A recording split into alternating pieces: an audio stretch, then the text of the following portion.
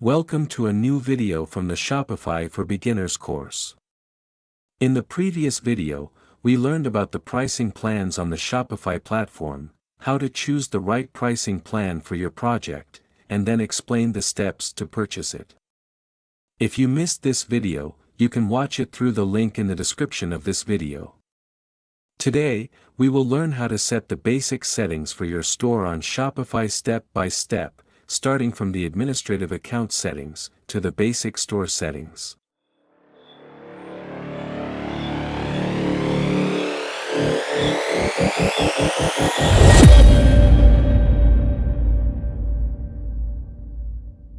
Let's start first with the administrative account settings. These settings ensure that your Shopify account is secure and easy to use. The first step, log into your store's Shopify admin panel, then click on your store name at the top right of the screen, and from the drop-down menu that appears, click on the Manage Account option. You will notice a banner asking you to verify the email address you used to create your Shopify account. In addition, there is a button to resend the verification email. Log into your account on the email service provider you use. In our case, I will log into my Gmail account by entering my email address and password. After successfully logging in, look in your inbox for the verification email you received from Shopify, click on it to open it, then click on the Confirm Email button. You will notice that you are redirected to the Shopify admin panel again. Go back to Manage Account. You will notice that the banner has disappeared, and a message appears telling you that your email has been verified. Don't forget to add a photo to your admin account. This helps to personalize your Shopify experience. Just click on the Upload Photo button, then locate the folder path containing the image file, then click on the Open button, or double-click on the image. You can add your name and phone number, to make it easier to contact the Shopify support team, or to enable additional security options. To secure and facilitate the process of logging into your Shopify account, you can link an external account from Apple, Google, or Facebook to your Shopify account. If you have created multiple stores with the same Shopify account, you can view all your stores through the Stores section. Shopify supports several limited languages to display its control panel. Choose the appropriate language for you from the drop-down list in the Preferred Language section. This choice will not affect the front end of the store. Also, you can choose the appropriate number, time and date format for your business, such as choosing the 12-hour or 24-hour format for the time. Make sure to choose the correct time zone, in order to accurately track orders and notifications. Then, at the end, do not forget to click the Save button to implement the changes you have made. The second step in setting up your online store on Shopify is to adjust the basic settings that affect the operation and performance of your store. These settings include General Settings, Payment Gateways, Customer Accounts, Shipping and Delivery, Taxes and Fees, Locations, Domains, and Languages. In this video, we will cover some basic settings, such as General Settings, Customer Accounts, and Locations. As for the rest of the settings, we will cover them in future videos. First, General Settings. These are the basic information and preferences you need to set up for your store. You can access them in your Shopify dashboard by clicking on Settings at the bottom left of the screen, then selecting the General Settings option. Here are some of the things you can adjust in the General Settings. 1. From the Store Details section, click on the pen icon in front of My Store. You can add your store name, which will appear to customers on the front page, on invoices, in emails, and other places. Of course, you can change the store name at any time. You can also add contact information, phone number and email, so you should provide accurate and reliable contact information, in order to build trust and credibility with your customers. From the Store Defaults section, you can modify the following. 1. From Currency Display, you can control the store currency that you will use to sell your products and receive payments. By default, Shopify selects the currency of the country you run the store from, but you can choose from more than 100 currencies by clicking on the three dots in front of the current currency name, then clicking Change Store Currency. Therefore, you should choose the currency that is most relevant to your target market and location. 2.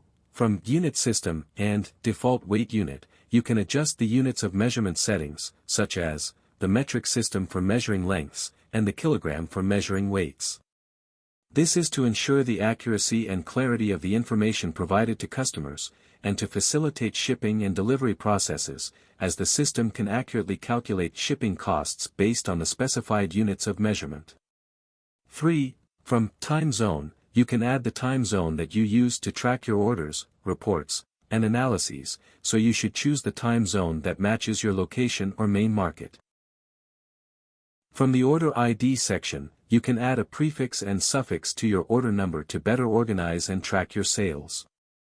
Using a specific prefix and suffix for your order numbers helps distinguish them from each other, making it easier for you to track and handle them. In our case, I set the prefix to INV for invoice and left the suffix blank. The Order Processing section contains important options that affect how orders are processed after payment, as follows. The first option is, automatically fulfill all order items. Suppose a customer purchased a laptop, once payment is completed the following will be automatically executed: update the order status to in process. Reduce inventory for the sold product. Create a shipping policy. Send a notification to the customer confirming order execution.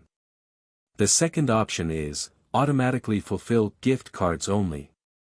If a customer purchased a $100 gift card and a keyboard, once payment is completed, the gift card will be automatically executed and sent to the customer via email, but the keyboard will still need to be manually executed by the store manager. The third option is, do not automatically fulfill any order items. If a customer purchased any product from your store and once payment is completed, the store manager will need to manually review the order. Manually check inventory.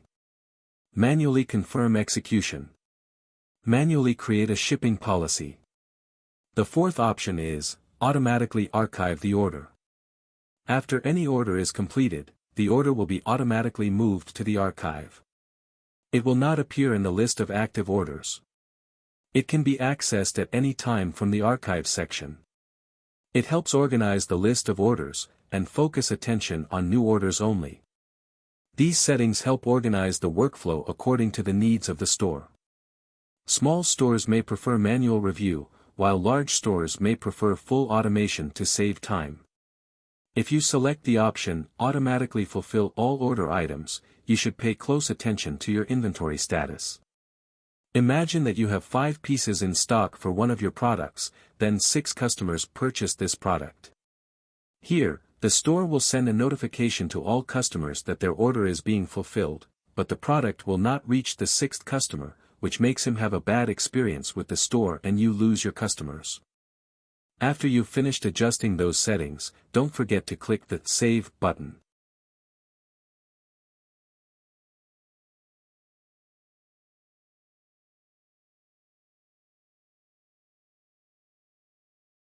Customer account settings are an important aspect of managing your online store, as they can impact customer experience, security, and data collection in your store.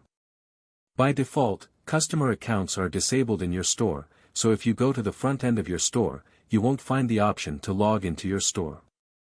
To enable customer accounts in your store, go to Settings, and from the side menu, click on Customer Accounts, then enable Show Login Links. You will notice that Shopify offers 2 versions of customer accounts. The first, Classic Customer Accounts. This is the traditional version of customer accounts on Shopify, which requires customers to create an account using their email address and password, in order to log into the store. If you want to activate it, click on the Classic option, then click on the Switch to Classic Customer Accounts button. Now if you go to the front of the store, then click on the Customer Accounts icon, you will find it asking you to log into the store by entering the email address and password. The second, New Customer Accounts. This is the latest version of customer accounts on the Shopify platform, which requires customers to log in using a one-time verification code, which is sent to their email address. If you want to activate it, click on the New option, then click on the Switch to New Customer Accounts button.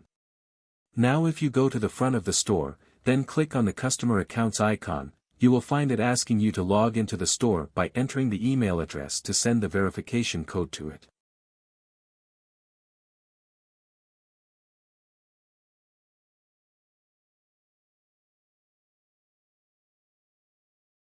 Location settings play a vital role in ensuring smooth operations, especially for businesses with multiple physical stores or warehouses.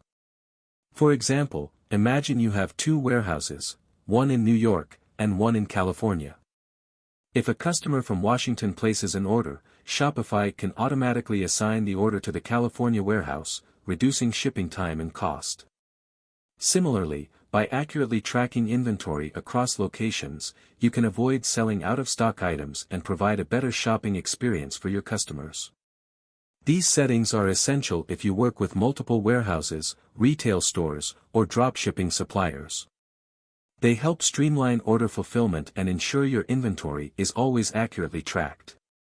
Now if you go to the Locations section of your store settings, you will find that Shopify has added a default location for your store based on the country you run the store from, but this location needs some details to be added to it.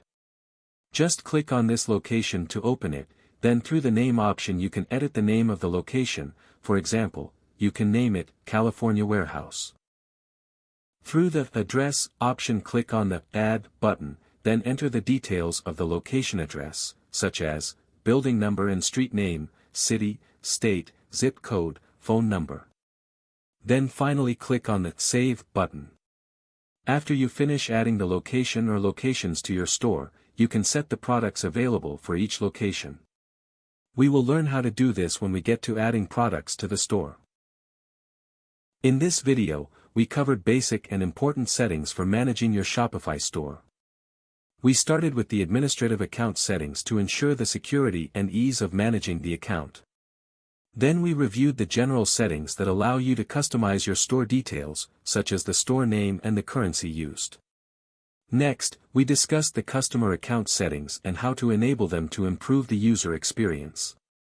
Finally, we explained the location settings and their importance for managing inventory and fulfillment operations effectively. We hope you have benefited from this video and learned how to adjust these settings to improve the performance of your store. In the next video, we will discuss how to set up languages in Shopify and add the Arabic language to make your store bilingual, Arabic/English. This step will help you target a wider audience and meet diverse needs. Don't forget to subscribe to the channel and activate the notification bell to receive all our updates. Thank you for following, and see you in the next video.